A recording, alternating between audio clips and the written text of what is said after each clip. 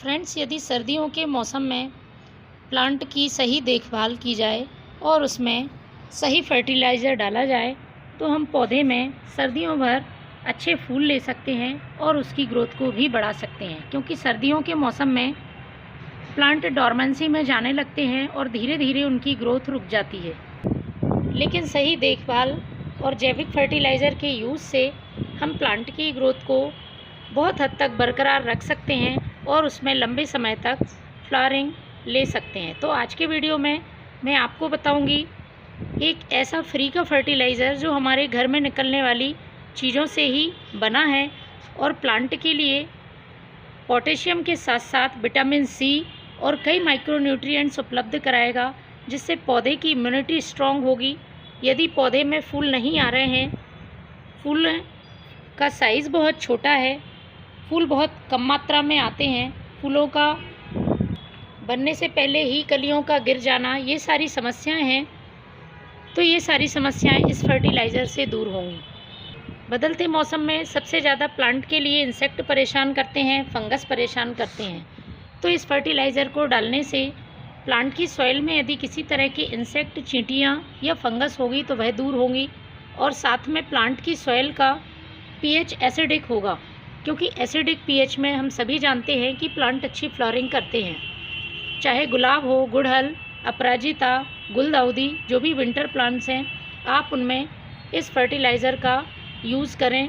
Plant बहुत तेज़ी से फूल देना शुरू कर देंगे। पौधे की यदि पत्तियां पीली हो रही हैं या पत्तियों में चमक नहीं है, तब भी आप इस फर्टिलाइज़र का यूज़ कर सकते हैं। लेकिन फर्टिलाइज़र बनाना बताने से पहले 1 से 2 काम सर्दियों में हमें अपने प्लांट के लिए ज़रूर करने हैं, जिससे कि पौधे लंबे समय तक ग्रोथ करें और उनमें फूल आते रहें। तो सबसे पहला काम है, सर्दियों में धूप आना कम हो जाती है, तो जितनी भी धूप आती है उस जगह पर आप अपने सभी फ्लावरिंग प्लांट को रखें।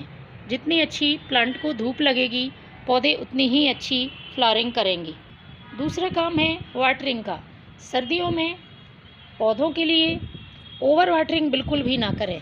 आप मिट्टी को चेक करके ही पानी डालें, मिट्टी में नमी बनी रहे, इस तरह की वाटरिंग आपको करनी है। ओवर वाटरिंग करने से प्लांट की सॉइल में फंगस लगने का खतरा रहेगा। इसके साथ ही जो जड़ें हैं वो भी ख़राब हो सकती हैं। तो आपको सर्दियों में पानी देने का भी ध्यान रखना है। तीसरा काम है, पौधे में यदि फूल खिलने के बाद सूख जाते हैं तो उनको आपको समय समय पर हटाते रहना है। इसके साथ ही ख़राब पत्तियाँ, टहनियाँ, उनको भी कट करते चलें, जिससे कि प्लांट नई ग्रोथ चालू रख सके और उसमें फ्लावरिंग होती रहे। चलिए अब शुरू करते हैं फर्टिलाइज़र को बनाना। तो सबसे पहले फर्टिलाइज़र को बनाने के लिए मैं इस्तेमाल कर रही हूँ ये 2 मुट्ठी प्याज के छिलके। आप अपने प्लांट की संख्या के हिसाब से इस फर्टिलाइज़र को कम ज़्यादा बना सकते हैं। हम सभी जानते हैं प्याज के छिलके पोटेशियम से भरपूर होते हैं। इसके साथ ही इसमें magnesium, calcium, iron, copper, zinc जैसे कई तत्व मौजूद होते हैं जो पौधे की ग्रोथ और उसमें फूल लाने के लिए ज़रूरी हैं। इसके बाद जो मैं दूसरी चीज़ यूज़ करूँगी वो है ये लहसुन का छिलका। लहसुन के छिलके में सल्फ़र अच्छी मात्रा में पाया जाता है। इसके साथ ही इसमें कई और भी पोषक तत्व मौजूद होते हैं जो प्लांट की ग्रोथ तो बढ़ाते ही हैं, इसके साथ ही प्लांट से इंसेक्ट और फंगस और चींटियों को दूर रखते हैं। तो लहसुन के छिलके को आपको 1 मुट्ठी ले लेना है और इस तरह से प्याज के छिलकों में मिला देना है। इसके बाद जो मैं तीसरी चीज़ इस्तेमाल करूँगी, विटामिन से भरपूर है, प्लांट की सॉइल को एसिडिक करने का काम करेगी। इसके साथ ही विटामिन सी से भरपूर होने के कारण प्लांट की इम्यूनिटी को बूस्ट करेगी। प्लांट की इम्यूनिटी यदि बूस्ट रहती है तो उसमें बदलते मौसम का प्रभाव बहुत कम पड़ता है और पौधा बीमारियों की चपेट में बहुत कम आता है। तो ये हैं नींबू के छिलके, हम सभी के घर में उपलब्ध हो जाते हैं। आप सूखे हुए नींबू के छिलके का भी इस्तेमाल कर सकते हैं या फ्रेश नींबू के छिलके का भी इस्तेमाल कर सकते हैं। तो 2 से 3 नींबू के छिलके ले लेने हैं और इनको भी इसी में डाल देना है। इन तीनों को हमें पानी से भर देना है। इतना पानी डालें जिससे कि अच्छी तरह से गल जाएं और 2 दिन के लिए हमें इसे रखना होगा। सर्दियों का टाइम है, इनको गलने में टाइम लगेगा, इसलिए मैं 2 दिन के लिए इसे रखूँगी। तो ढककर आप छाया वाली जगह पे 2 दिन के लिए इसे रख दें।